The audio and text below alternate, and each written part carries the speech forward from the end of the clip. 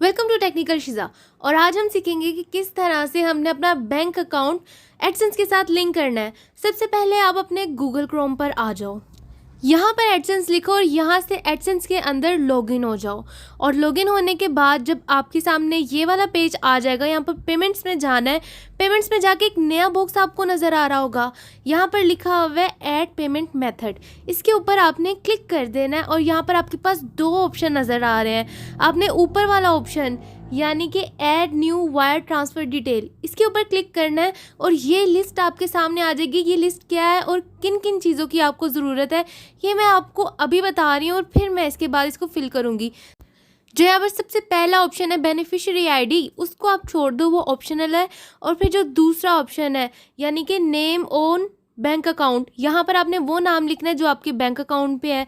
यहाँ पर आपने बैंक का नाम लिखना है तीसरे ऑप्शन में, और फिर आपने स्विफ्ट BIC और IBAN नंबर जो है वो लिखना है और ये आपको आपके बैंक अकाउंट से मिल जाएगा। और जो IBAN नंबर है वो आप ये जो है इंटरनेट इधर से भी निकाल सकते हो अगर आप निकालना चाहो तो, लेकिन बेस्ट ये रहेगा कि बैंक वालों को कॉल करो और उनसे पूछो। और अगर आप ये जानना चाहते हो कि इंटरनेट से किस तरह निकलेगा तो ऊपर आई बटन है, उसको क्लिक करो या डिस्क्रिप्शन में चले जाओ, वहाँ पर आपको एक लिंक मिलेगा और वो आपको सीधा उस चीज़ की तरफ ले जाएगा किस तरह से आपने इंटरनेट से अपना IBAN नंबर निकालना है।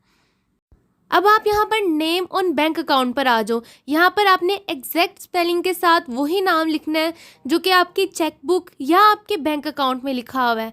फिर उसके बाद आपने नीचे आ जाना है और यहाँ पर आकर आपने अपने बैंक का नाम लिखना है। और ये आपने कैसे लिखना है, आपने इंटरनेट पर जाना है या अपनी चेकबुक पर जाना है या आपके बैंक के ऊपर जो बैनर लगा होता है वो जो नाम लिखा होता है आपने एग्जैक्ट स्पेलिंग के साथ वही नाम यहाँ पर लिख देना है। याद रखिएगा कि कोई भी गलती की गुंजाइश नहीं है, इसलिए जो हर स्पेलिंग है उसको डबल चेक कर लीजिएगा।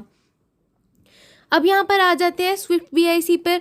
ये आपको लाजमी या तो बैंक में जाके या बैंक वालों को कॉल करके ही पूछना पड़ेगा, इसके अलावा ये आपको नहीं मिल सकता है। और ये जो सारी इन्फॉर्मेशन है स्पेशली मैं इसीलिए हाइड कर रही हूँ ताकि कोई बंदा मेरे वाली इन्फॉर्मेशन ही ना फिल कर दे, क्योंकि ये हर इंसान की जो इन्फॉर्मेशन है ना वो अलग अलग होगी।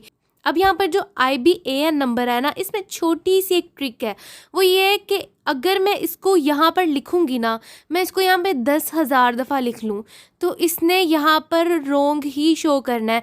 चाहे जितनी दफ़ा मैं एक ही IBAN नंबर यहाँ पर लिख लूँ ना, ये कहेगा कि नहीं भाई ये गलत ही गलत है। अब इसको लिखने की एक छोटी सी ट्रिक है, वो आपने यहाँ पर फॉलो करनी है।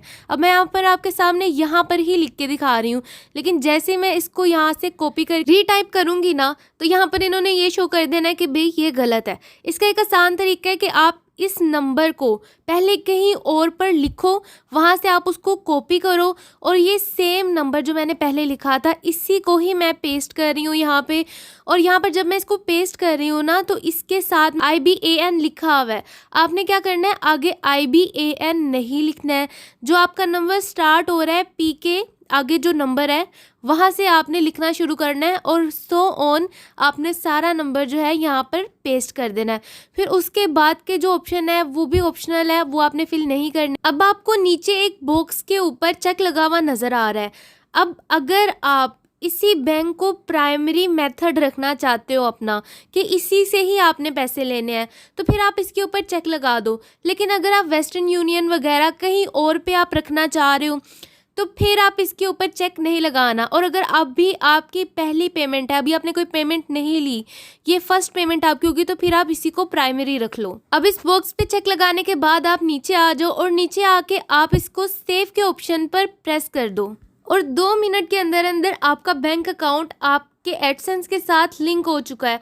और यहाँ पर ये आपको इस तरह से शो हो जाएगा और साथ ही साथ ऐड पेमेंट मेथड भी है। अगर आप वहाँ पर कोई और मेथड डालना चाहो, कोई और बैंक अकाउंट या वेस्टर्न यूनियन, तो आप डाल सकते हो। इसी के साथ अल्लाह हाफिज़, फिर मिलते हैं नई वीडियो के साथ।